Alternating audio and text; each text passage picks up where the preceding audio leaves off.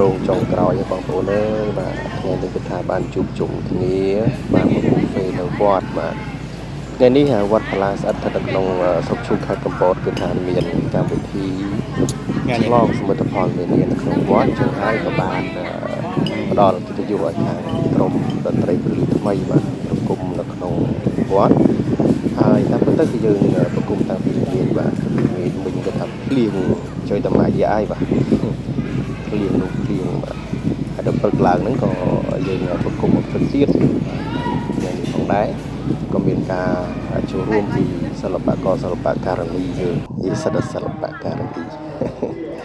ហ្នឹងហើយចូលរួមពីក្រុមការងារអ្នកតន្ត្រីយើងទាំងអស់អញ្ចឹងណាប៉ុន្តែកន្លែងនេះគឺថាថតបានអស់គ្នាបងប្អូនបាទដោយសារតែអ្នកខ្លះគាត់រវល់អញ្ចឹងទៅអ្នកមកហូបបាយក៏មកហូបបាយអ្នកអត់មកក៏អត់មកអញ្ចឹងណាបាទហើយមិនត្រឹមតែមានបាយទេបាទគឺមានទាំងនំបញ្ចុកផងដែរបាទអញ្ចឹងយើងដឹងស្រាប់ហើយនៅវត្តនៅពេលដែលមានកម្មវិធីផ្សេងៗបាទក្រៅពីបាយហើយនិងនំបញ្ចុកទេបាទនិយាយគឺថាដេកលក់មួយបងប្អូនបាទនេះគឺថាអត់ខ្វល់អីទេបាទយប់មិញប្រហែលជា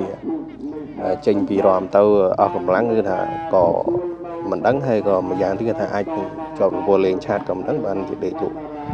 បាទហ្នឹងហើយឥឡូវថាដេកគឺដេកហើយគឺអត់ខ្វល់ពីអ្នកណាចង់ធ្វើអីធ្វើទៅគឺអត់ខ្វល់ទេបាទសំខាន់គឺថាបានដេកបាទហើយកណ្ដាលវត្តក៏ដេកដែរតែបងប្អូនកុំថាអីឲ្យគាត់ណាតែពិតគឺគាត់សំដែងទេបាទចាំមើលណោឃើញទេគាត់សំដែងទេបងប្អូនបាទអញ្ចឹងថាគាត់ជាអ្នកសំដែងយូរហើយបាទអញ្ចឹងបន្តទៅមុខទីគឺថាឥឡូវនេះខាងគណៈកម្មការវត្តគឺ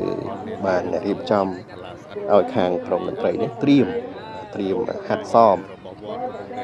ដើម្បីទទួលគណៈធិបតីអញ្ជើញមកកាត់ខ្សែបូណាបាទអញ្ចឹងទីទៀតគឺថាខាងគណៈធិបតីចុះមកពីសំណេះសំណាលជាមួយនឹងបងប្អូនប្រជាពលរដ្ឋនៅក្នុងភូមិនៅលើសាលាឆាន់នឹងចុះមកកាត់ខ្សែបូតែម្ដងបាទហើយនេះគឺជាឆាកតន្ត្រីរបស់យើងបានហើយនេះគឺជារោងទទួលភ្ញៀវផងដែរបាទ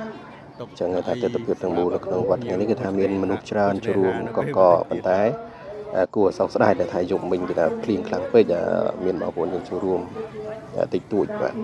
ឥឡូវគឺថាការហាត់សមគឺនៅតែហាត់សមអញ្ចឹងថាខាងគណៈធិបតីមិនទាន់អញ្ជើញមកដល់ទេ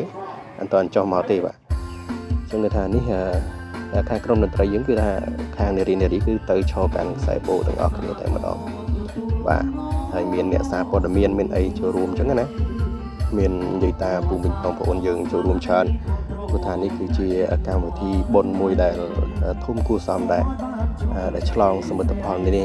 នាបាទហើយសមិទ្ធផលនានាហ្នឹងគឺច្រើនបាទមានផ្សេងទៀតច្រើនឥឡូវនេះគឺថាគណៈធិបតីអញ្ជើញមកកាត់ខ្សែបូហើយខាងអ្នកចម្រៀងយើងក៏ច្រៀងនៅបទអបអរសាទរជូនដល់គណៈធិបតីហើយគណៈធិបតីបានអញ្ជើញមកកាត់ខ្សែបូដើម្បីពិនិត្យមើលនៅសមិទ្ធផលដែលបានកសាងរួចរាល់នៅក្នុងវត្តបាទហើយប្រជាពលរដ្ឋក៏ដូចជាសិស្សានុសិស្សបានលើកទង់ជាតិអបអរសាទរដល់គណៈធិបតីក៏ដូចជាព្រះសង្ឃនៅក្នុងវត្តទាំងមូលផងដែរបាទហ្នឹងហើយគាត់ថាថ្ងៃនេះគាត់ថាជាកម្មវិធីមួយដែលប្លែកគួរសមដែរបាទតែខាងតន្ត្រីយើងបានឃើញជាមួយនឹងទិដ្ឋភាពបែបនេះនៅក្នុងវត្តបាទហើយឥឡូវនេះគឺជាគណៈធិបតីដែលកំពុងតែមានសកម្មភាពហើយខាងបទចម្រៀងរបស់យើងក៏មិនទាន់ចប់ដែរគឺយើងនៅបន្តបន្តិចទៀតបាទហើយថ្ងៃនេះផងដែរគឺថាមេឃក្តៅខ្លាំងមែនទែនបងប្អូនបាទមេឃក្តៅខ្លាំងយ៉ាងណាក៏ដោយគឺយើងនៅតែបន្តនៅសកម្មភាពប្រគំជូនរហូតដល់ចប់ម៉ោងបាទហើយយើងប្រគំនៅពេលថ្ងៃគឺថារូបភាពច្បាស់តែម្ដងបងប្អូនបាទនៅtrongវីដេអូបងប្អូនបានឃើញមកច្បាស់តែម្ដងបាទថាមនុស្សគឺមនុស្សចឹងមកបាទ